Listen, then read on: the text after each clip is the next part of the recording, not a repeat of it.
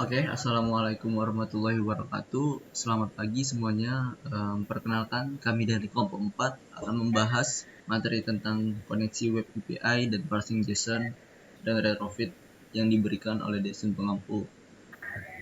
Mata pelajaran teknologi aplikasi mobile. Next. Untuk materi ini disusun oleh 3 orang. Pertama ada Muhammad Faizal Al-Dafiheru, NPM 2017 05 1321, kemudian Muhammad Fahri 2017 05 1076, kemudian ada saya sendiri Syahril Fajri Pratama NPM 2057 05 1017. Oke, tanpa berlama-lama lagi, mungkin kita langsung masuk aja ke materi pertama. Untuk materi pertama akan dibawakan oleh teman saya Muhammad Fahri. Kepada Fahri saya persilahkan. Ya, saya sudah terdengar.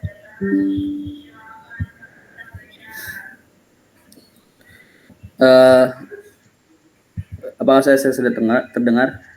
Sudah, Ri. Oke, saya akan mulai. Ya, Bismillahirrahmanirrahim. Assalamualaikum warahmatullahi wabarakatuh. Ya, di sini saya akan menjelaskan tentang web API dan juga parsing JSON. Nah, di sini saya akan mulai dengan dari web API. Ya, sebelumnya apa sih web API itu? Web API itu adalah suatu layanan yang menghubungkan antara dua aplikasi yang saling terhubung melalui suatu jaringan, sehingga kita atau aplikasi kita dapat mengambil dan mengirim data ke layanan tersebut dengan mudah.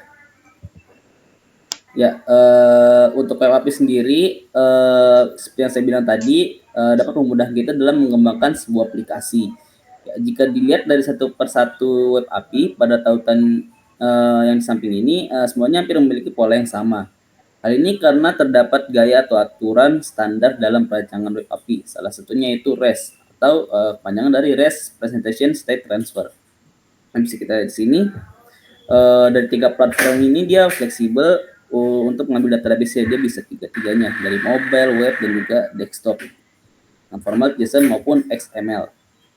Ya, selanjutnya kita masuk ke parsing JSON. Ya, apa sih itu parsing JSON?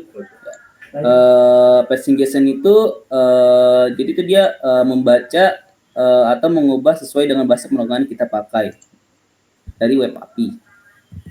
Ya, untuk macam-macam parsing JSON-nya sendiri terdapat tiga jenis, yaitu yang pertama JSON file, yaitu yang digunakan untuk menyesuaikan dengan tipe data yang diambil. Misalkan kita ingin mengambil data page yang bernilai 1, bisa dibilang ini seperti map yang ada pada C++. Selanjutnya ada JSON array. Ya, untuk JSON array ini digunakan untuk mengambil data yang bertanda kurung siku. Kita menggunakan kode get JSON array pada aplikasi kita. Ya, seperti yang kita tahu, array itu menggunakan tanda kurung siku. Ya, selanjutnya ada JSON object.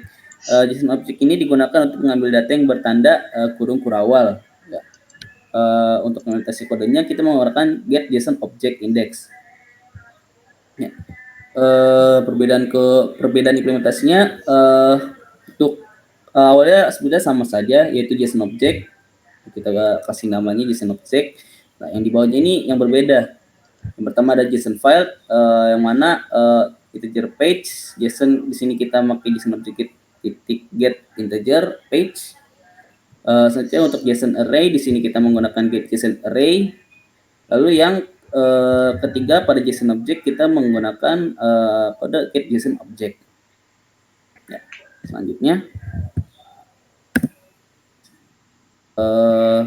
untuk implementasinya sendiri, di sini kita menggunakan spesifikasi seperti tabel yang di kanan berikut. Yaitu yang pertama nama project, my code sudah bisa terserah mau namanya apa aja. Nah, untuk target minimum dan SDK-nya yaitu phone dan tablet dengan API level 21. Lalu tipe activity-nya itu empty activity, lalu activity-nya minggu kita main activity. Kemudian use Android artifacts kita ubah jadi true, lalu language antara Kotlin Java. Di sini kita memakai bahasa Java.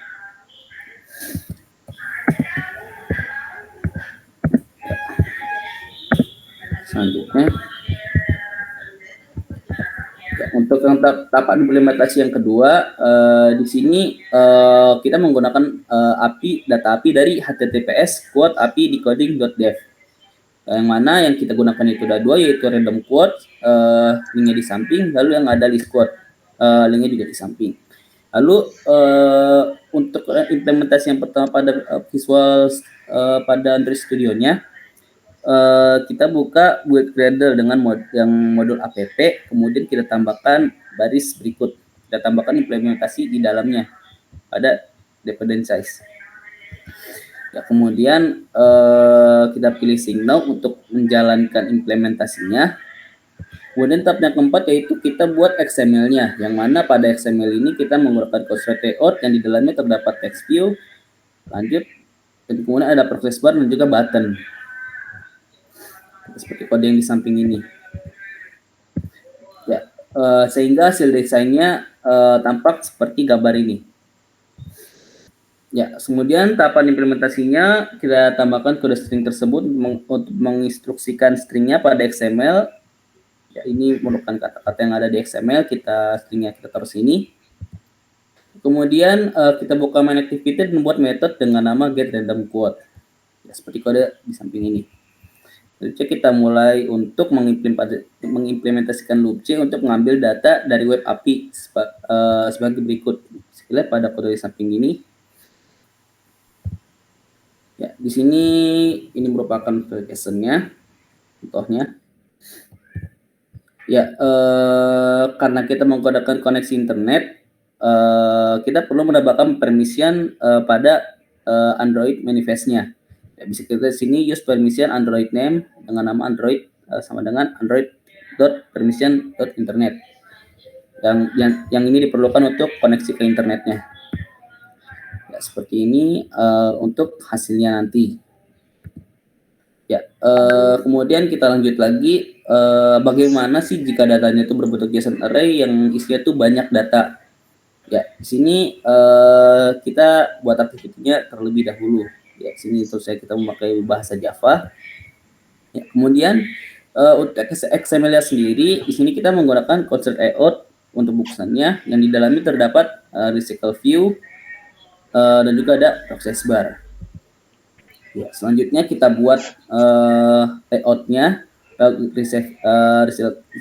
recycle view-nya dengan cara klik kanan pada folder layout yang biasa di samping kiri itu folder, lalu kemudian mencet new, lalu layout resource file dan kita beri nama item quote. Ya, seperti kode untuk XML-nya sendiri bisa kita lihat pada kode di samping kanan ini. Ya, kemudian kita buat kelas baru untuk adapter recycle view-nya dengan nama code adapter. Ya, untuk kodenya di samping ini. Kemudian kita buat kelas baru untuk recycle view dengan nama code adapter dan tuliskan kode di samping. Ya, kemudian selanjutnya untuk tahapan yang keempat, kemudian buka list quotes activity-nya dan buat metode getListQuotes, quotes, yang mana getQuotes ini untuk mengambil data-data list quotes yang ada. Ya, sini kita lihat. Selanjutnya pada list quotes-nya, jika list quotes-nya sudah diakses, kita tambahkan button pada activity main untuk navigasi ke halaman list quotes-nya, untuk berpindah ke halaman list quotes-nya. Kodenya seperti di samping ini. Kemudian pada main activity sendiri, tambahkan aksi pada button seperti ini. Kita lihat ini find view by ID yang digunakan untuk mengkonekkan ke buttonnya, sehingga hasil dari JSON array-nya bisa kita lihat pada tampilan gambar kanan tertera ini. Bisa kita lihat hasilnya. Pencet, lalu dia bakal kemudian tampil data-data list quotes-nya yang kita masukkan tadi. Ya, mungkin itu saja. Selanjutnya untuk bedah kode saya oper ke saudara Faisal. Oke, baik. Saya bergeser scan ya. Oke.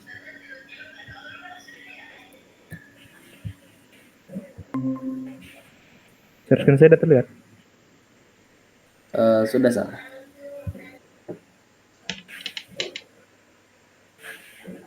Nah, selanjutnya untuk bedah kode, Pertama kan kita udah bikin XML ya, ini ya. Selanjutnya kita deklarasiin text view-nya. Udah kita ya kayak biasa kita value by ID. Nah, tapi di sini kita ada namanya manggil fungsi get random code. Di dalam get random code ini terdapat async HTTP client. Nah, async HTTP client ini fungsi yang ada di dalam si library loop J-nya tadi. Nah, async HTTP client ini yang artinya kita menyambungkan server API kita ke codingan kita secara asinkronus, yang mana kita tetap bisa melakukan aktivitas lainnya selama si proses get data atau post data dan lain-lainnya sedang berlanjut gitu ya. Nah, untuk si API-nya kita pakai URL yang ini. Nah, URL ini itu gunanya menghasilkan code-code random dengan autornya juga gitu ya. Nah, si API ini menghasilkan data berupa JSON. Nah, di sini kita lihat ID-nya itu, maksud saya datanya itu berupa ada ID, habis itu ada EN dan author. Ini adalah key-nya. Kita harus ingat. Nah, karena kita pengen ngambil cuman author sama quote-nya, kita ingat cuman harus ingat EN sama author ini ya. Nah, udah gitu. Kita lihat di sini. Si async HTTP client ini maksud saya si client get ini kita kan mau memakai data, cuma ngambil datanya aja tuh. Jadi kita ngambil pakai get. Nah, di get ini menghasilkan dua parameter, yaitu URL API-nya sama async HTTP response handler. Nah, URL ini URL si API-nya tadi. Nah, si async HTTP response handler ini menghasilkan dua metode lagi, yaitu namanya void on success sama void on failure.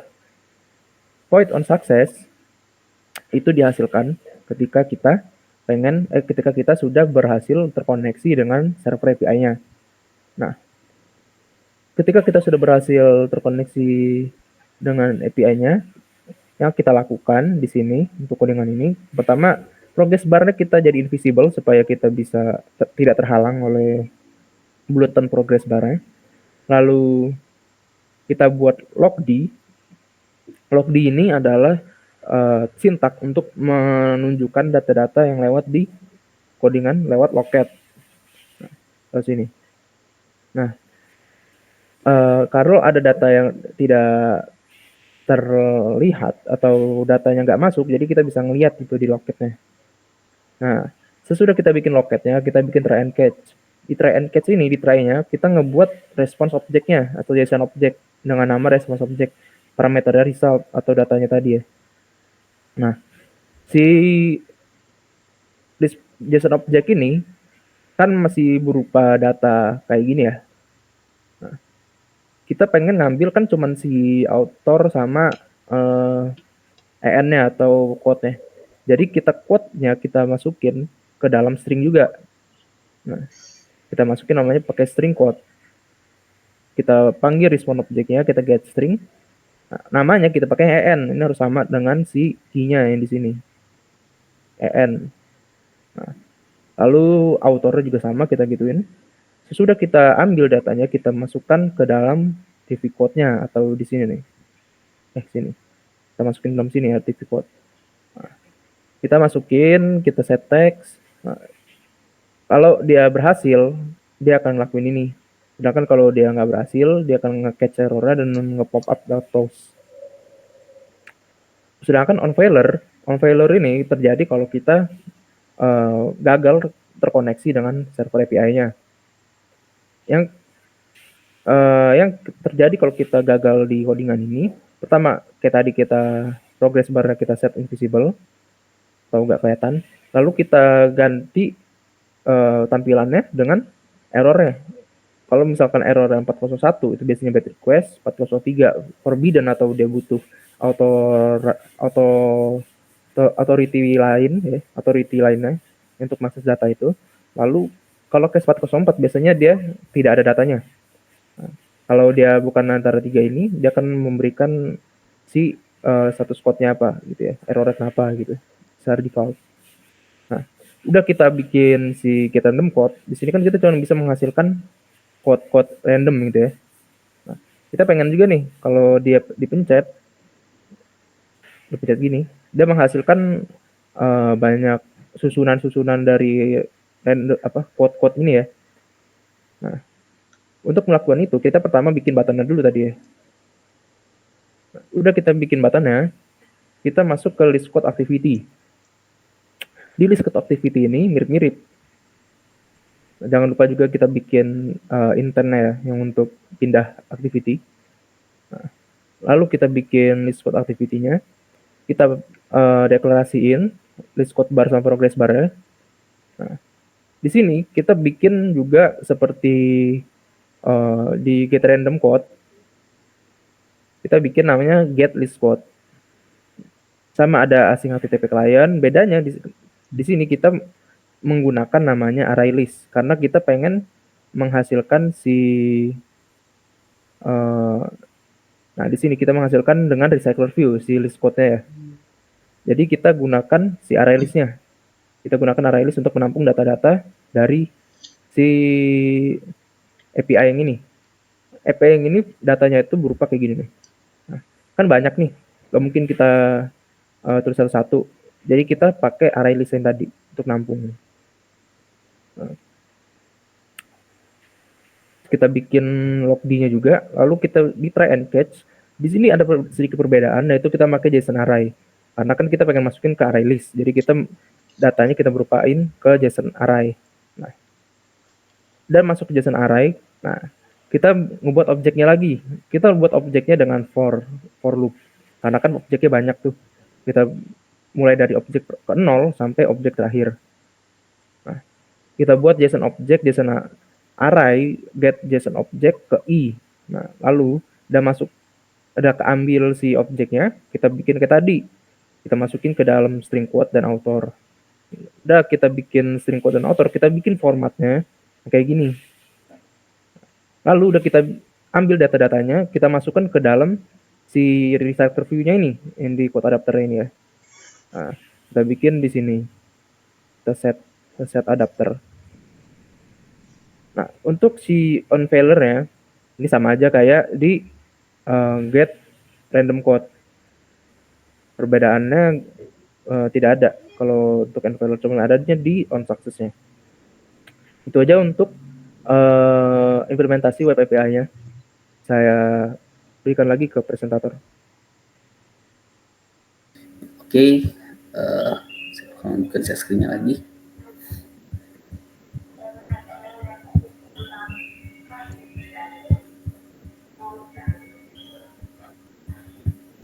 Oke, terima kasih buat Faizal sama Pak Ari. Mungkin itu ya teman-teman materi mengenai API dan version JSON. Kita pindah langsung ke materi selanjutnya.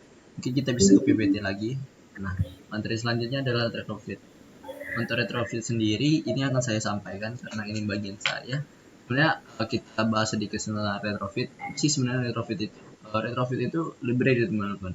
Library buatan dari Square yang digunakan untuk networking ke web API. Itu. Ini populer banget karena basisnya library, maka ada beberapa library yang harus ditambahkan. Next.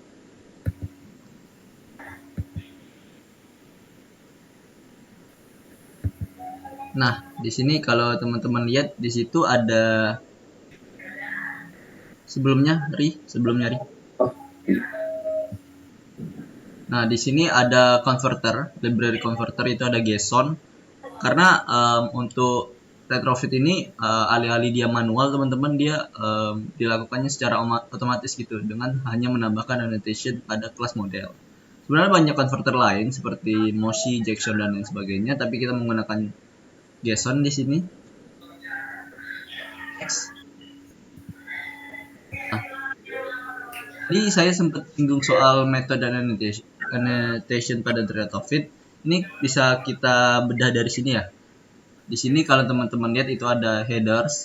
Headers itu untuk menambahkan informasi tambahan pada header request seperti authorization, jenis data dan lain sebagainya. Kemudian ada query, yaitu memasukkan parameter pada method get. Terus ada path, memasukkan variabel yang dapat diubah-ubah pada endpoint. Sebagai contoh, nih ID akan menggantikan yang ada di endpoint gitu.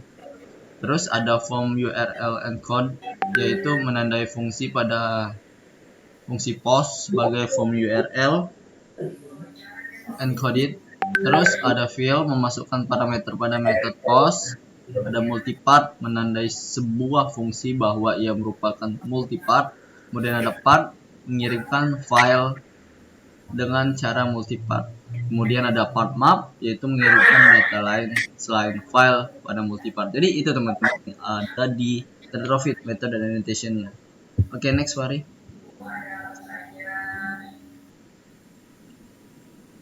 Oke, kita akan membahas tentang cara debug response dari retrofit. Sebenarnya caranya ada dua. Yang pertama itu kita akan bahas tentang caranya melalui logging interception by OC HTTP. Nah, untuk logging interceptor ini sendiri, dia tuh sama menambahkan library yang digunakan untuk menampilkan hasil respon pada locket tanpa menuliskan secara manual gitu. Untuk langkah-langkahnya yang pertama kita di build Gradle kita tambah library-nya. Terus ketika udah ditambah, terus kita buat klien baru. Itu bisa dilihat ya klien barunya. Nah, di sini ada sedikit catatan nih. Yang harus kita perhatikan saat menggunakan logging interceptor ini untuk aplikasi harus dipublikasikan, yaitu pastikan kalian kembali mengecek pesan log.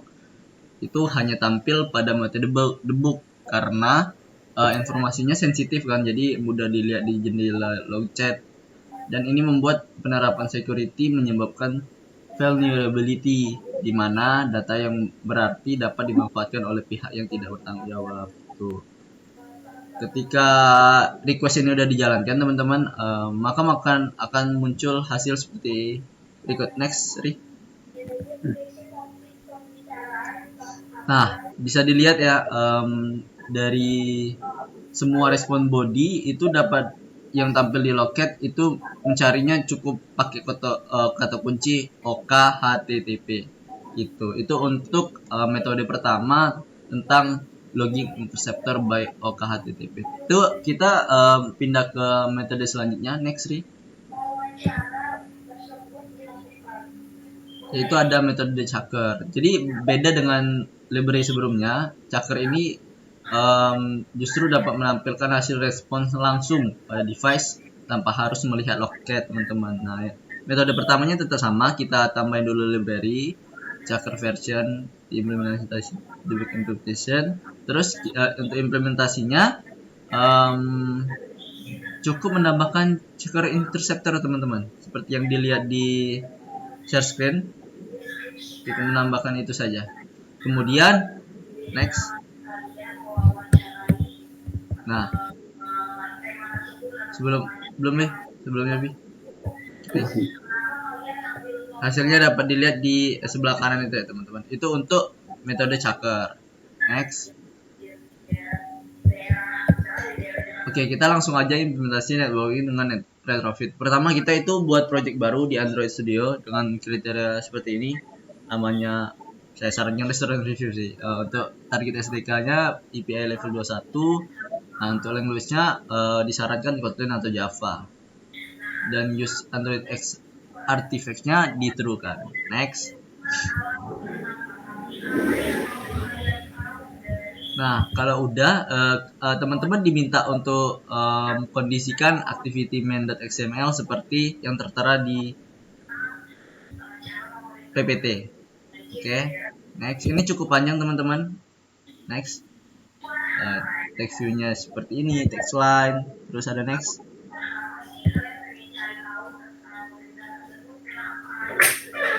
Nah, ada kita perlu menambah progress bar juga. Kemudian layout-nya. Next.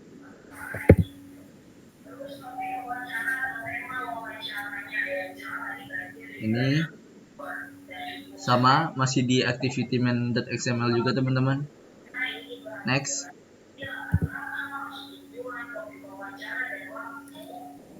Nah, kemudian tambahkan resource baru di string.xml seperti berikut, mulai dari nama aplikasinya, title, description, dan lain hal sebagainya. Setelah itu, next, Ri.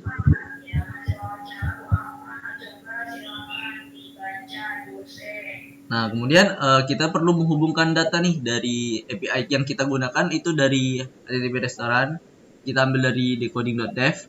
Endpoint-nya itu yang dipanggil itu HTTP restoran.api.decoding.dev yang ada di tertera di PPT ya. Dengan UEWQ1Z dan seterusnya itu jadi salah satu ID restoran yang dapat kita lihat di link tersebut. Kemudian jika sudah, itu perlu dikondisikan build Gradle-nya kita seperti yang tertera di PPT. Tuh, tambah library sesuai apa yang dibutuhkan. Setelah itu kita view binding. Next. Nah, selanjutnya kita perlu menginstal plugin Robo Pojo Generator, teman-teman.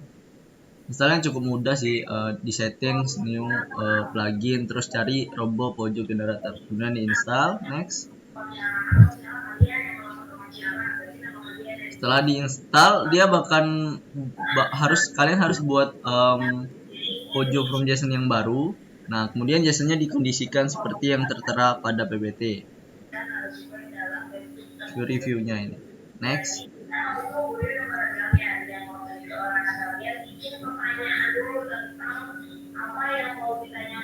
Selanjutnya, teman-teman juga jangan lupa untuk atur language-nya dengan bahasa sesuai yang kita pilih tadi. Kemudian JSON-nya pada framework dan isi pada root object name.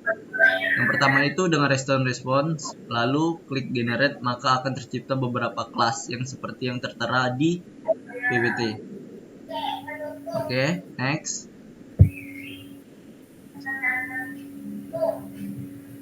Kelas yang pertama itu kelas restoran response.java. Nah, ini disesuaikan teman-teman untuk isi kelasnya itu sesuai yang ada di PPT.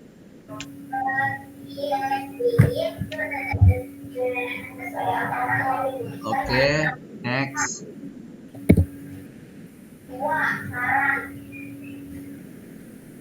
Kemudian tadi kita ke restoran response, sekarang ke kelas restorannya itu sendiri. Disesuaikan seperti berikut. Lanjutan dari sebelah kiri itu ke kanan ya teman-teman. Oke, next, Ri.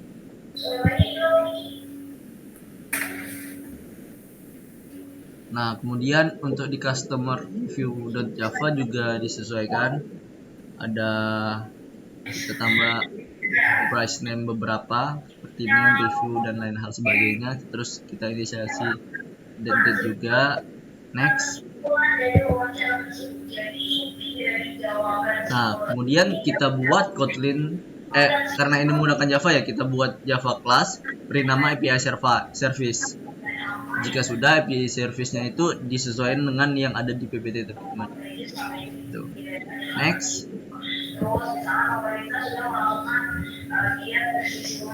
Nah, kemudian API service sudah, kita buat API config-nya. Java class baru lagi, ini bisa dilihat itu disesuaikan juga isinya dengan apa yang ada di PPT. Next.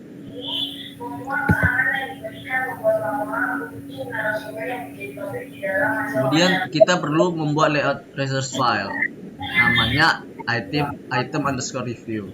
Jika sudah, kita kondisikan seperti ini, layout width-nya sebagai match, where content, terus seterusnya sampai sesuai dengan apa yang ada di PPT. Next.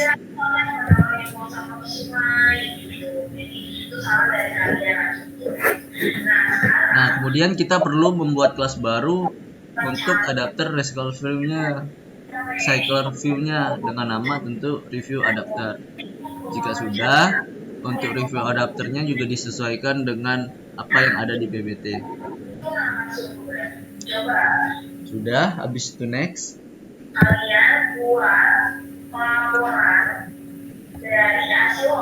Nah, kalau semuanya udah disesuaikan semua, kita kembali ke main activity. Main activity itu perlu dilakukan beberapa penyesuaian. Kalau teman-teman lihat itu udah disesuaikan dengan alamat endpointnya, semua yang di awal kita sempat singgung tadi. Next.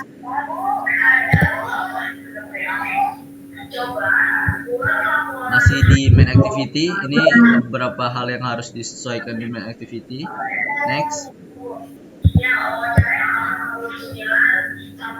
Nah, di situ kan ada fungsi memanggil restoran respon yang sebelumnya kita udah buat.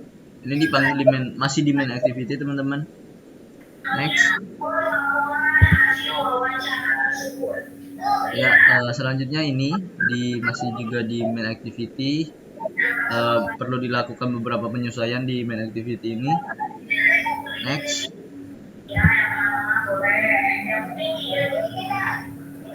Nah, yang terakhir itu kita perlu ke Android Manifest. Karena kita memerlukan internet, maka kita harus menambahkan permission di Android Manifest.xml-nya. Oke, next. Nah, pada hasil akhirnya akan seperti ini, teman-teman. Ketika semua tahapan tadi udah dilewati, implementasinya sudah selesai, maka hasilnya bakal seperti ini. Gitu. Oke, untuk selanjutnya kita langsung bedah code aja, teman-teman. Kita langsung praktek. Untuk bedah code ini akan dipandu langsung oleh teman saya, Faizal. Untuk Faizal, saya persilahkan. Ya, baik. Saya ganti share screen ya.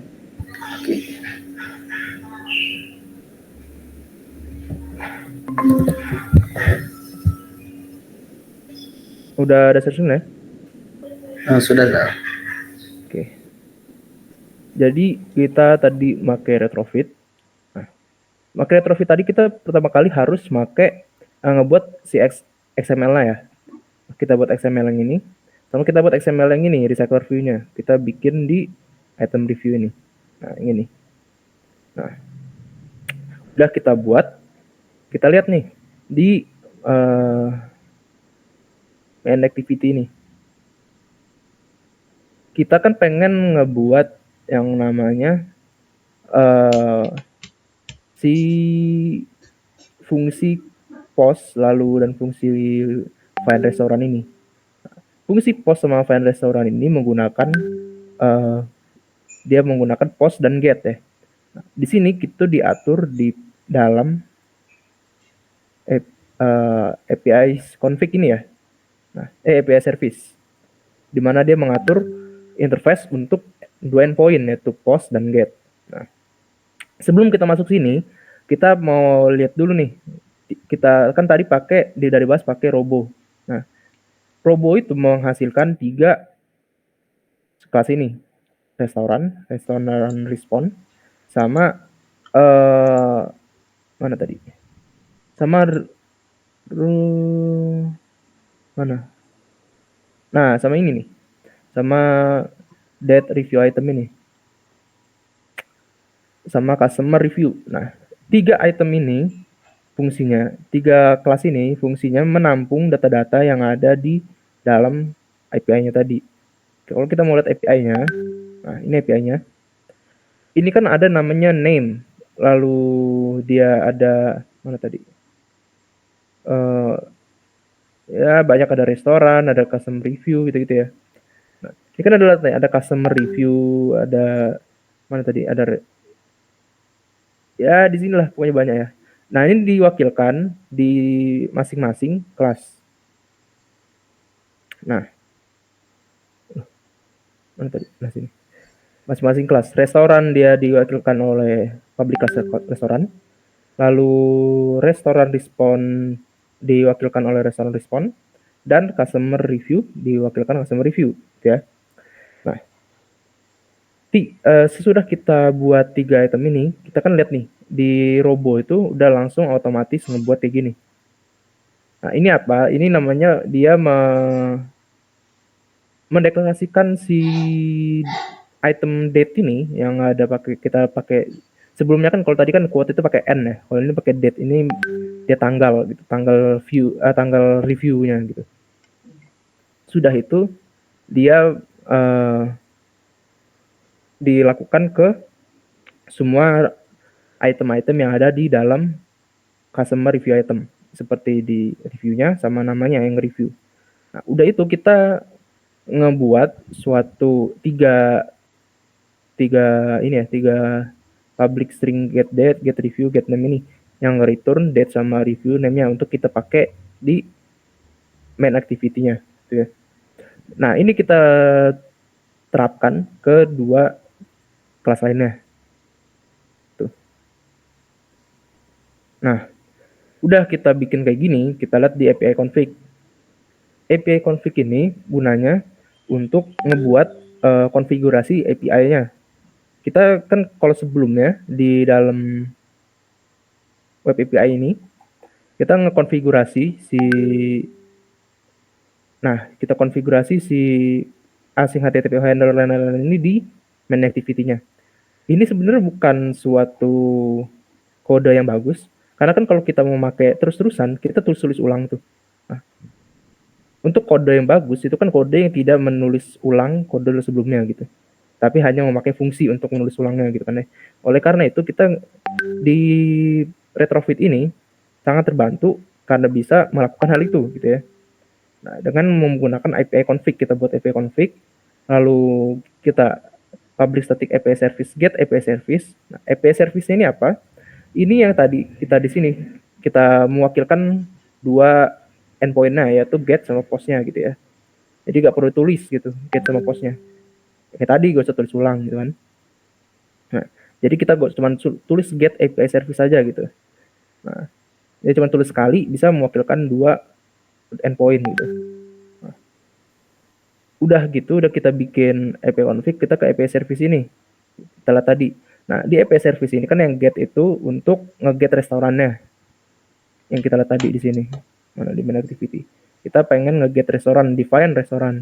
Sedangkan untuk postnya yaitu kita pengen nge-post reviewnya. Jadi kita lihat di sini, kita post si reviewnya di sini dengan fieldnya ID name review gitu ya. Nah, si post ini agak beda dengan get karena dia memakai form URL encoded, di mana ini gunanya untuk ngeposting data-data yang kita berikan dari codingan kita. Nah, di sini ada header. Header ini sebenarnya opsional karena dia tergantung API-nya apakah ada authorization yang khusus. Kalau nggak ada, kita bisa nggak usah pakai header. Nah, selanjutnya kita ke main activity-nya. Di sini kita lihat di bagian ini kita skip aja karena seperti sama-sama aja kayak tadi ya. Bedanya di sini mungkin dia pakai v-binding aja. Kalau tadi pakai find v by ID. Nah, kita langsung ke post review-nya. Post review ini kita ngegunain namanya client enqueue. Nah, dua-duanya kita pakai client enqueue. Kenapa kita gak pakai void yang kita pakai get atau post gitu ya? Nah, karena enqueue ini bisa ngejalanin perintah-perintah tadi dengan asinkronus atau secara di belakang. Gak usah kita ketik lagi yang tadi di sini. Yang kayak di web API tadi, async, HTTP, nggak usah. Kita bisa pakai enqueue. Nah, enqueue ini punya satu variabel yang namanya callback ini, post review response. Nah,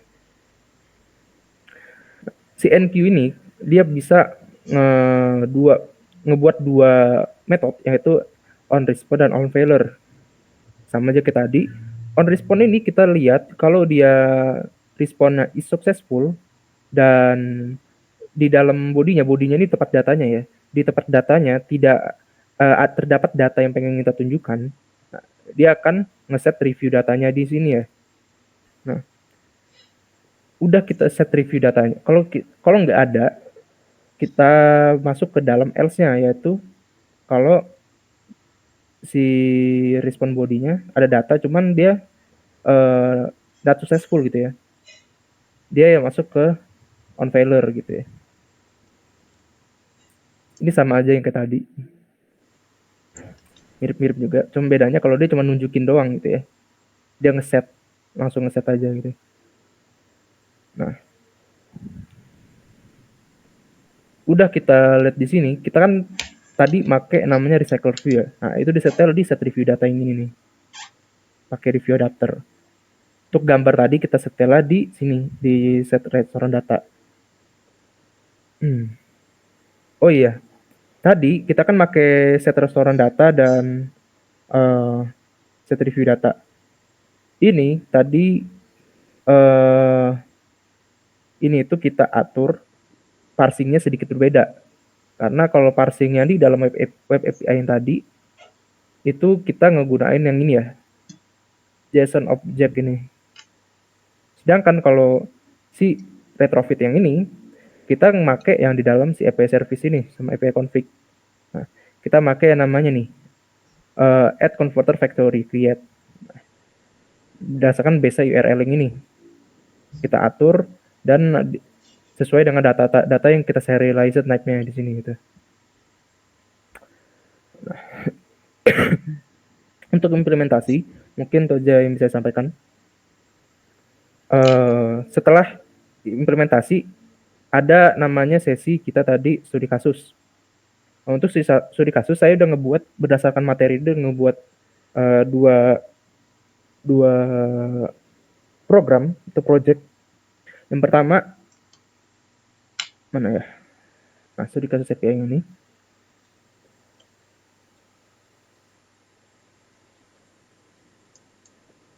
Ya, ini yang pertama mirip-mirip dengan decoding yang tadi, yang codingan yang tadi. Cuman bedanya saya memakai API yang berbeda di sini, di mana API ini menunjukkan fakta-fakta tentang kucing. Nah, kalau kita pengen nunjukin random code yang lainnya atau random fact-nya gitu ya, kita pakai show gitu ya, show me another gitu. Gitu ya. Nah, yang satunya lagi, saya bikin satunya lagi. Mana nih?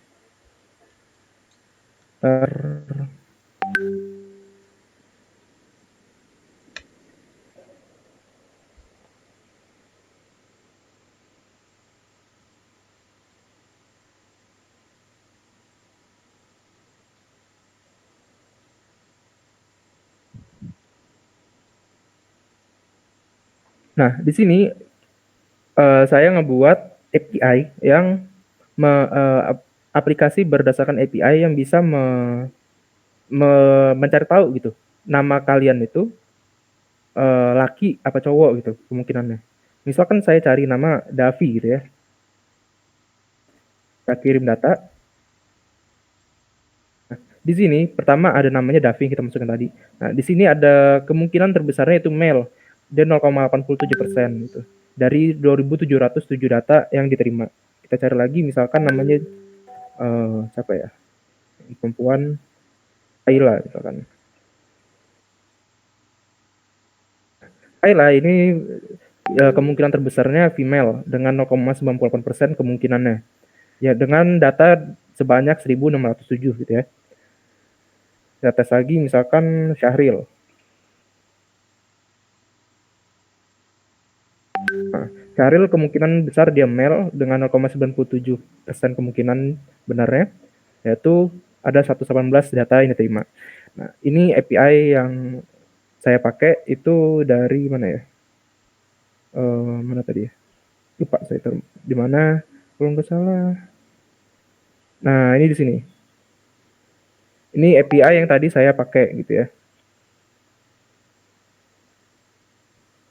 Nah, itu aja mungkin yang bisa saya sampaikan untuk studi kasus dan implementasi. Jika ada salah kata saya, mohon maaf. Assalamualaikum warahmatullahi wabarakatuh.